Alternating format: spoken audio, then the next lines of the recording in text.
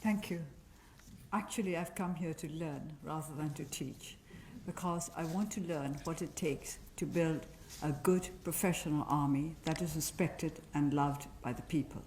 This is the kind of army I want our Burmese Tamador to be, the kind of army it was meant to be when my father founded it back in the 1940s, early 1940s. Of course, to get rid of the British. But not because we didn't like the British, but because we loved freedom better. I think all of us have a right to be free. That is what human beings are made to be. We want to be free to assert our own identity, to be able to follow our conscience, and to live in a world where we are the equal of all others.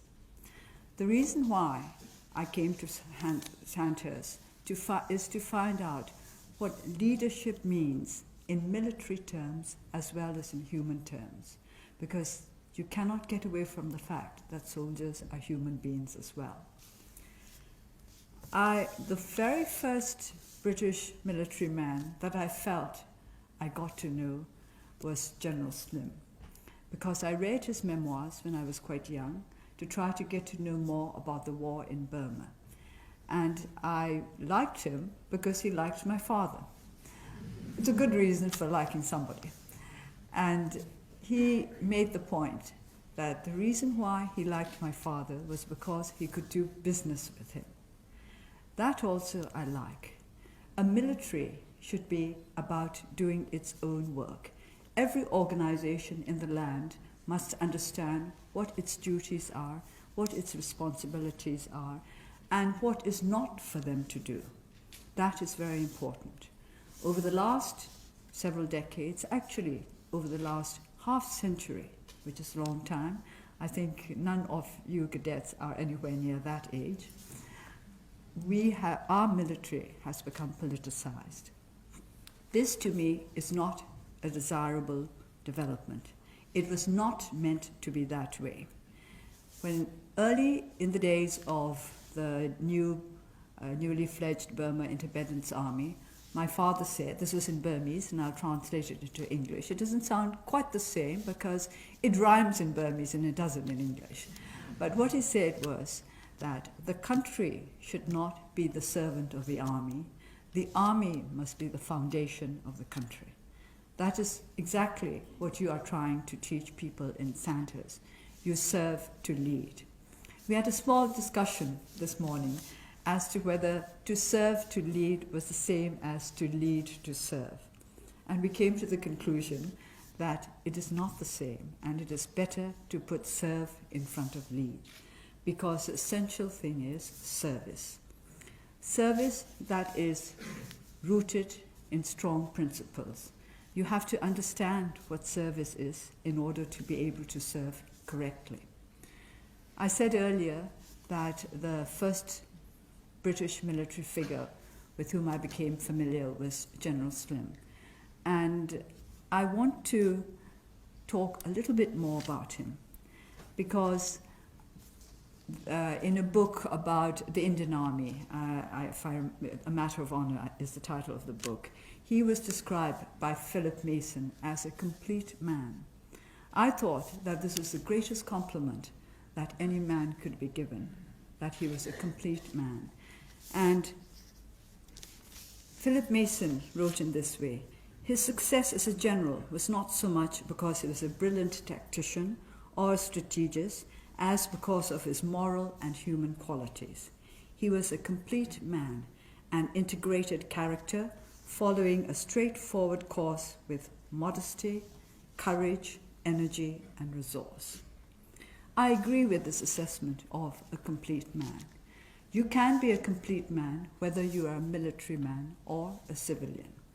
And what we need in our country is an army that recognizes the worth of civilians and the importance of civilian authority over the military. All of you here are trained for leadership, but what I find most interesting is that all of you here are trained to be leaders under a civilian authority. This is something that you are taught, perhaps not so obviously, but this is the training that you receive every day, that although you are trained to be leaders, you also have to be followers, good followers. This again we discussed this morning. Do you need to be a good follower to be a good leader? And the answer was yes. Because unless you know what kind of qualities are desirable in somebody who is leading you, you yourself will not be able to develop those qualities.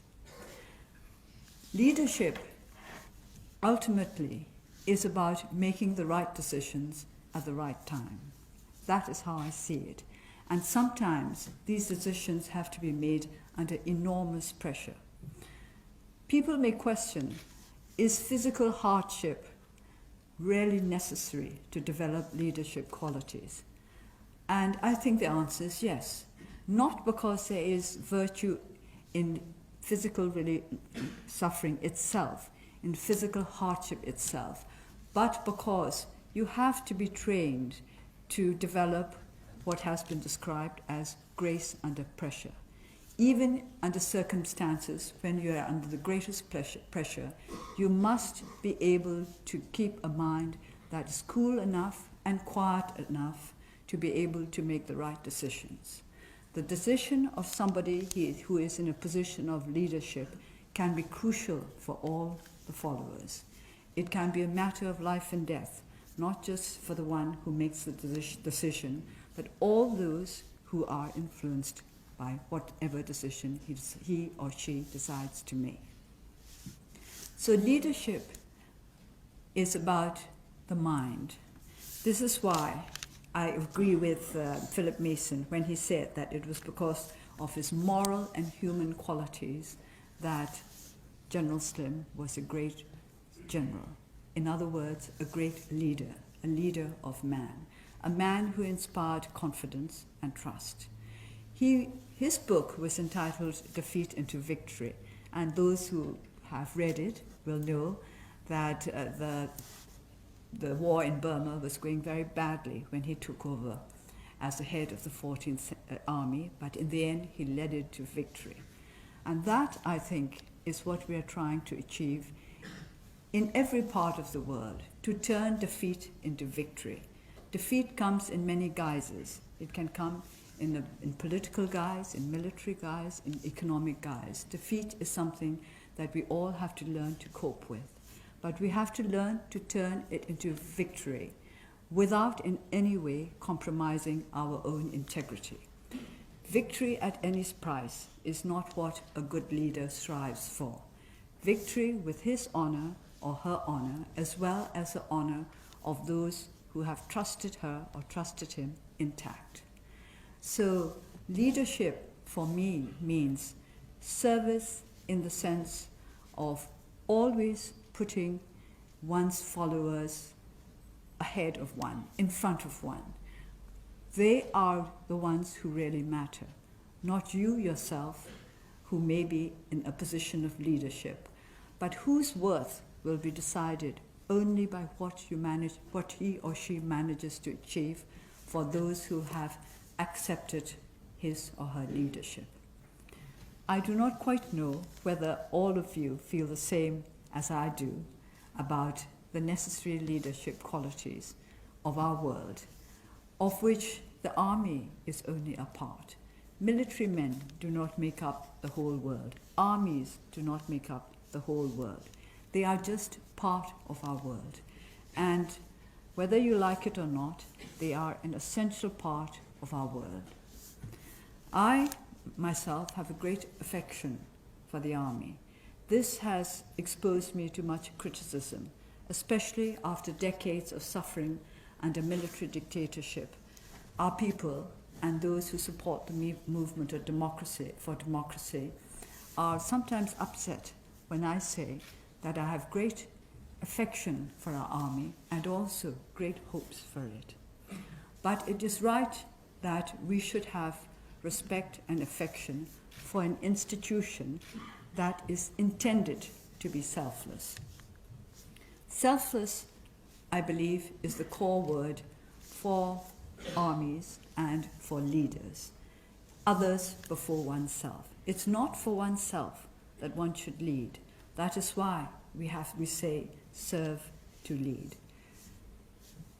When General David Richards visited Burma a few months ago, we met him at the legislature, and a question was put to him.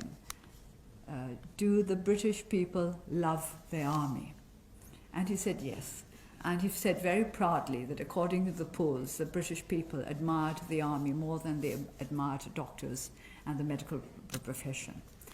And then he was asked why.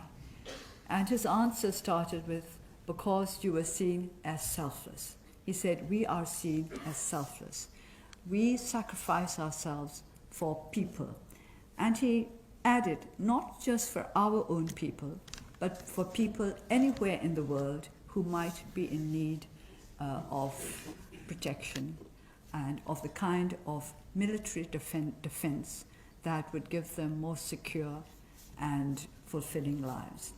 So selfless is at the core of an honorable and respected army. And that is what I want the army of my country to be.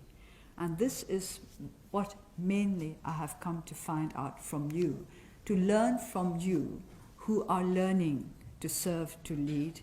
What do you think is needed to make an army that for decades has held political power understand that there is nothing more honorable than a professional army which is interested not in political power but in helping to uphold the will of the people as expressed through the democratic institutions.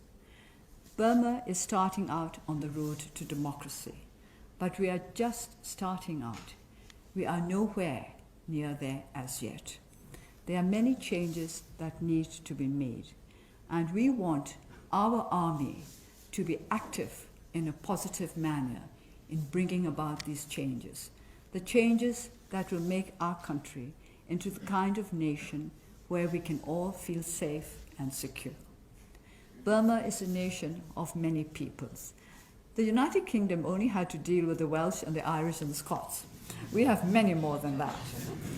This is a great problem, especially as some of our ethnic nationalities took up arms decades ago, and we have yet to achieve a nationwide ceasefire.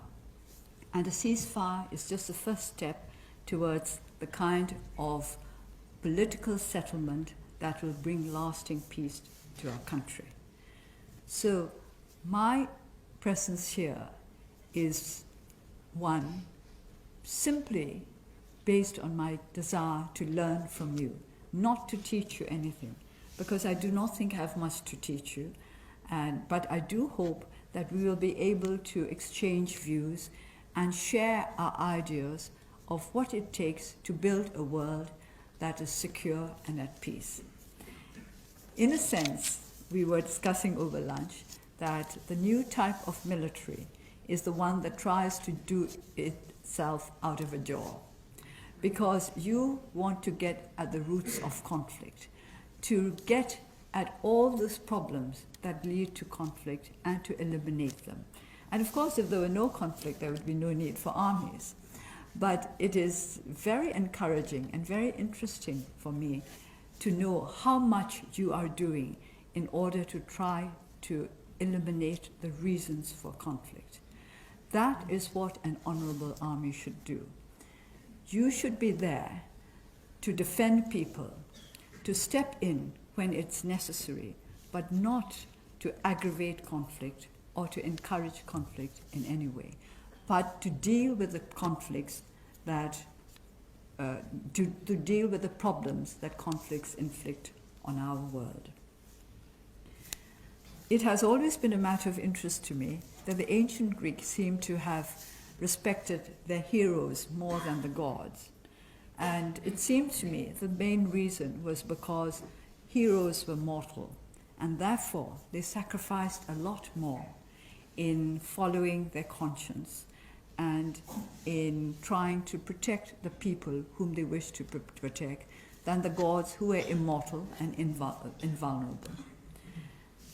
When Ulysses was given the choice either to remain a captive of a goddess or to go back to his own country, he chose to go back because he said he wanted to live fully like a man, and he was prepared to accept mortality rather than to be an immortal and not meet the challenges which any human being, any brave human being, should be prepared to meet. So, like Ulysses, I think we are all on a journey, a voyage throughout life, as mortals, and we have to live as mortals as best we can, and to fulfill our own potential as mortals as best we can. And I think this is one of the skills that Sandhurst is trying to instill in its inmates, in all its cadets.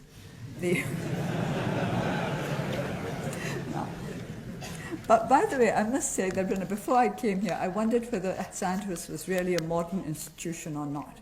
But when I found that it was well heated, I decided it was. If it was still kept as cold as it was in the 19th century, then it has not modernized. So, as we proceed throughout life, I would like all of you to question what you think life is all about, because one day it will come to an end for all of us. And what do you want to look back on? What kind of life would you like to say you have led? What kind of legacy would you like to leave to your children, your grandchildren, and for those who have decided to remain single, your friends' children and grandchildren? What is it that makes it worthwhile to be a human being? I think this is one of the questions that we all need to answer if we are to be able to serve, to lead. Because only if you know what you want as a human being, what your aspirations are as a human being, will you be able to fulfill the aspirations of others. And a good leader is one who should be able to bring out the best in her followers or the best or his followers. And to bring out the best in each individual, you have to understand of what he might or she might be capable, and to respect it, and to know how to nurture it. A good leader is one who knows how to nurture. Nurturing is very important. Is it possible to turn people into leaders in 44 weeks? This is a question I ask myself. And I'm sure all of you will be able to provide better answers than I can, because I'm certainly not going to go through 44 weeks of the sort of experiences you're going through. I've no desire to do so. I think 15 years under house arrest is rather easier. But I do want to know what it takes, what you think it takes. I discussed the selection process, which I understand is very important, which means that there are people who have greater leadership qualities than others. What these qualities are, I wonder what your opinion is compared to the opinion of those who recruited you. What are the qualities that you think make you fit to be leaders? Because leaders have to have confidence in themselves, which is not the same as vanity, which is not the same as egoism. But unless you have confidence in yourself, nobody else can have confidence in you. Unless you are able to lead yourself, you will not be able to lead other people. So it's control. You have to be able to control yourself before you can control others. I read that a commander during the Second World War said, when he started out, when the war started out and they started taking in civilians, he thought that those who would make the best soldiers were the ones who were familiar with such jobs as engineering or who were used to rough lives. But he said he discovered that in fact poets made better soldiers in some ways than engineers or athletes. That poets were the ones that he could best rely on for the most dangerous missions. And from that he came to the conclusion that the best kind of soldiers had three qualities: a quiet mind, sufferance, and a sense of the ridiculous. Now, I think the last is extremely important. But a quiet mind goes back to what I said earlier about decision making. Under the most trying circumstances, you have to be able to keep your mind controlled enough and quiet enough to make the right decisions for yourself as well as for other people. Because that's what a leader has to do. Always others first. That is what selflessness means. We are all human, and I don't think any human being is capable of total selflessness. The self is always there. It's always through the self that you have to relate to others. So selflessness is relative. Selflessness means recognizing that the self is there, but putting it behind those for whom you hold responsibility. So a sense of duty, a sense of responsibility is one of the greatest requirements of those who would serve to lead. This has to be the guiding principle. But you also have to have the mental and physical skills to be able to put this sense of responsibility to work. We have a very simple Buddhist idea. This is particularly with the Northern Buddhist sect, that to be a Bodhisattva, that is a savior of beings, you need two qualities. You need wisdom and you need compassion. And this is explained in very simple terms. You may be the most compassionate person in the world, but if you do not have the right kind of wisdom, the right kind of intelligence, you can't save those whom you wish to save. On the other hand, you may be the most intelligent, the wisest person in the world, but if you have no desire, if you do not have the compassion to save others, you will not be able to do so. In a sense, this is true for the military profession as well. You have to have the desire to protect, to defend, to do the best for those whom you are serving. But at the same time, you need the skills and the ability to be able to do so. It's not enough wanting to serve. You have to know how best to serve. And I think this is what you are being taught here. And this is what I would like to hear from you. How you think you are taught to serve those whom you wish to serve. How best you can use your abilities to serve others. I want to leave a lot of time for questions and answers, so I just want to conclude now again by going back to Ulysses. Now this is from the famous poem by Tennyson. I never liked Ulysses when I read about him as a young girl, because I thought he was a bit of a smart aleck and not a bit sly, and I really didn't quite like what he did to the Cyclops, which I didn't think was very kind. But after I read Tennyson's poem, I changed my mind about him, because I saw him in a new light. This was supposed to have been written when he was old, and he had already handed over the reins of his country to his son. And he was thinking about his old comrades. And the ending is well known, and I'm sure most of you know it already, but I hope you will allow me to read it again. We are not now that strength which in old days moved earth and heaven. That which we are, we are. One equal temper of heroic hearts, made weak by time and fate, but strong in will, to strive, to seek, to find, and not to yield. To me, these are the enduring qualities that make for good leadership. Ulysses had been made weak by time, but sometimes you may have been made weak by circumstances, physical disability, other circumstances. But yet the will has to be there, the will to strive, to seek, to find, and not to yield. I'm glad this starts with striving, because that should be an essential part of human endeavor. The desire and the ability to strive for something better. However weak you may be, you can always strive for something better. To seek, to strive to seek, to find. You strive and you seek in order that you may find. So it should not be an empty exercise, but one with a goal. You do have to have ideals, goals.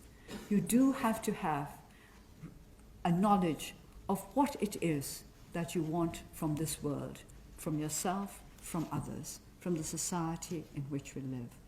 So being a leader, to me, is not a simple desire to serve, but to know how to serve and to have an idea of what you are serving for, what the ultimate goal is. You have to know where you are heading. If you don't know where you are heading, how will your followers know where they should go? Those who lead must know where it is that they're heading for, what their ultimate goal is, what they want to achieve, not just for the moment, not just for the next year, not just for the time that they are serving in the military, but for the time, and not even just for the time that they are on this earth, but for the times that are to come. To have a vision that goes beyond your immediate concerns. So to me, ultimately, that is service. A vision that goes beyond your own ultimate concerns, that is meant to benefit mankind, because each and every one of you is part of that body of humankind that makes up our world today. Thank you.